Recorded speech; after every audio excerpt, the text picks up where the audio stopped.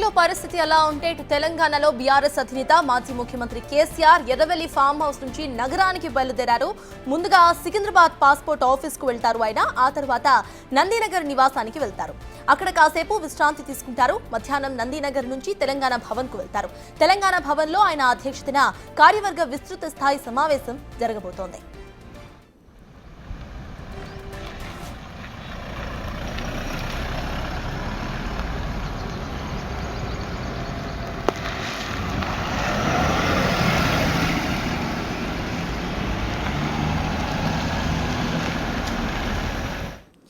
BRS అధినేత మాజీ ముఖ్యమంత్రి కేసీఆర్ ఇప్పుడే ఎర్రవెల్లి ఫామ్ హౌస్ నుంచి అయితే బయలుదేరారు. ఇదే అంశంపై పూర్తి డీటెయిల్స్ మా ప్రతినిధి వాసు అందించడానికి సిద్ధంగా ఉన్నారు. చెప్పండి, ప్రెసెంట్ అసలు అక్కడ అప్డేట్స్ ఏంటి? ఆయన ఏ టైంకి ఇటు కార్యవర్గ విస్తృత స్థాయి సమావేశానికి హాజరయ్యే అవకాశం ఉందనుకోవాలి? అప్డేట్స్ ఏంటి? బీఆర్ఎస్ అధినేత కేసీఆర్ సంబంధించి కూడా ఎర్రవెల్లి ఫామ్ హౌస్ నుంచి బయలుదేరారు. ఆయన నేరుగా సికింద్రాబాద్ పాస్పోర్ట్ కార్యాలయానికి చేసుకుంటారు.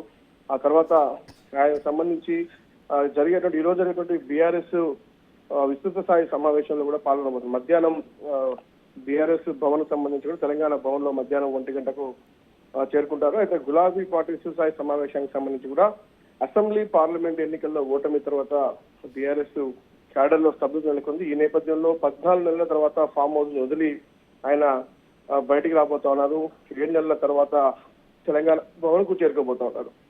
అయితే ఈ రోజు ప్రధానంగా కూడా ఆయన ఎర్రబెల్లి ఫామ్ హౌస్ నుంచి బయలుదేరి మరి కాసేపట్లోనే సికింద్రాబాద్ పాస్పోర్ట్ కార్యాలయం చేరుకుని అక్కడ పాస్పోర్ట్ రెన్యువల్ తర్వాత ఆయన నందినగర్ నివాసాన్ని చేరుకుంటారు. నందినగర్ నివాసం నుంచి 1 గంట ప్రాంతంలో కూడా ఆయన తెలంగాణ భవన్ కు చేరుకుంటారు. ఇక్కడ జరగబోయేటువంటి కార్యవర్గ సమావేశానికి ఏదైతే సమావేశం జరుగుతుంది విస్తృత సమావేశానికి సంబంధించి కూడా ఇప్పటికే పెద్ద ఎత్తున ఏర్పాట్లు చేశారు. మొదటిసారి గవర్నమెంట్ పోయిన తర్వాత 14 నెలల తర్వాత కూడా ఆయన భవన్ కు చేరుకొని కూడా ఈ యొక్క కార్యక్రమంలో పాల్గొనబోతున్నారు.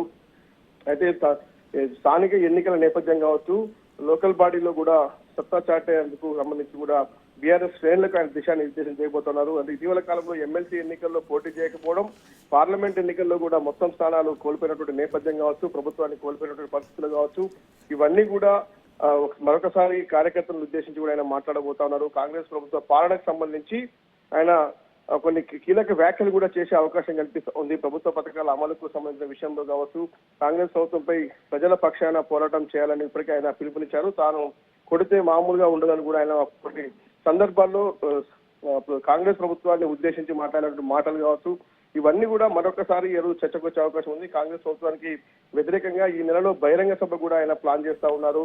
ఒక భారీ బహిరంగ సభ మెదక్ జిల్లాలో పెట్టాలని కూడా యోచిస్తున్న నేపథ్యంలో ఈ యొక్క కార్యవర్గ సమావేశాన్ని కూడా కొనసాగేటువంటి అవకాశం ఉంది. చర్చకు కూడా వచ్చే అవకాశం ఉంది. ఇక ఏప్రిల్ 27న బీఆర్ఎస్ పార్టీకి సంబంధించి ఆవిర్భావ దినోత్సవం జరగబోతుంది. పార్టీ ఆవిర్భవించి దాదాపు 25 సంవత్సరాలు కావస్తున్నటువంటి నేపథ్యంలో కూడా సిల్వర్ జూబ్లీ పేరుతో కూడా పెద్ద ఎత్తున భారీ కార్యక్రమాలకు ప్లాన్ చేసింది బీఆర్ఎస్ పార్టీ. దీనికి సంబంధించి కేసీఆర్ ఈ రోజు ఏ విధంగా ముందుకెళ్లాలని అంశంపై దిశానిర్దేశం చేయబోతా ఉన్నారు. పూర్తిగా కూడా కేసీఆర్ కు సంబంధించి చాలా రోజుల తర్వాత బయటకు వస్తున్న నేపథ్యంలో కూడా ఇది రాజకీయ వర్గాల్లో కూడా ఒక తీవ్ర చర్చనీయాంశంగా మారింది. ఇటీవల కాలంలో కూడా కేటీఆర్, కవిత పలు సందర్భాల్లో రాష్ట్రంలో వివిధ జిల్లాల్లో పర్యటన చేస్తున్నప్పటికీ జనాల్లో అంత పెద్ద ఎత్తున ఎలాంటి ఆదరణ లభించకపోవడంతో కేసీఆర్ ఏకంగా ఆయనే రోడ్డుపైకి రావాల్సినటువంటి పరిస్థితి ఏర్పడిందని కూడా బీఆర్ఎస్ శ్రేణుల్లో చర్చ జరుగుతూ ఉంది. ఇక ఈ యొక్క జరగబోయేటువంటి పరిణామాలన్నీ కూడా ఇటు కాంగ్రెస్ తో పాటు బీజేపీ పార్టీ వర్గాలన్నీ కూడా నిశ్చితంగా పరిశీలిస్తున్నాయి. కేసీఆర్ ఫామ్ హౌస్ వదిలి బయటకు వచ్చినటువంటి తీరుకు సంబంధించి కావచ్చు, ఆయన ఈ రోజు ఏం మాట్లాడబోతాడు, ఈ యొక్క పార్టీ విస్తృత సమావేశంలో అంశానికి సంబంధించి కూడా చర్చ జరుగుతూ ఉంది. చూడాలి. మరి కాసేపట్లో ప్రారంభమైనటువంటి బీఆర్ఎస్ పార్టీ విస్తృత సమావేశంలో కేసీఆర్ ఎలాంటి దిశానిర్దేశం నాయకులు ఉద్దేశించేశారు. ఈ యొక్క కార్యక్రమానికి సీనియర్ బీఆర్ఎస్ పార్టీ నేతలతో పాటు మాజీ ఎమ్మెల్యేలు, ఎమ్మెల్సీలు, ఎంపీలు కూడా రాబోతున్నటువంటి పరిస్థితి కనిపిస్తుంది. కొంతమంది ముఖ్య నాయకులకు, జిల్లాలకు సంబంధించిన నాయకులు కూడా చాలా పెద్ద ఎత్తున హాజరు కాబోతున్నారు. అయితే ఈ యొక్క విస్తృత సమావేశంలో కూడా కేసీఆర్ చేపట్టినటువంటి వ్యాఖ్యలు కావచ్చు, కేసీఆర్ దిశానిర్దేశానికి సంబంధించి ఏం మాట్లాడబోతున్నారనే దానిపైన కొంత ఆసక్తిత కొనసాగుతుంది. మరి కాసేపట్లో ఆయన సికింద్రాబాద్ పాస్పోర్ట్ ఆఫీస్ కు చేరుకుని అక్కడ పాస్పోర్ట్ రెన్యువల్ చేసుకుని ఆ తర్వాత నందినగర్ నివాసానికి మధ్యాహ్నం 1 గంటకు తెలంగాణ భవన్ పోతా ఉన్నారు. Right, thank you Vasu.